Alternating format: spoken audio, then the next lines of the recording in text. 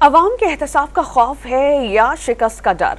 उम्मीदवार वोटर्स और हामियों से हलफ लेने लगे। मुजफ्फरगढ़ में मुस्लिम लीग नून के उम्मीदवार बासित सुल्तान बुखारी के अपनी हामियों से कुरान पाक पर हलफ लेने की वीडियो मंजर-आम पर आई है।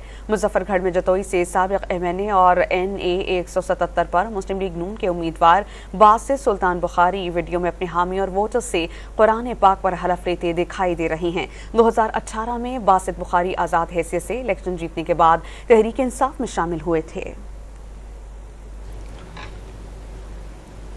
अवाम के एहतसाब का खौफ है या शिकस्त का डर।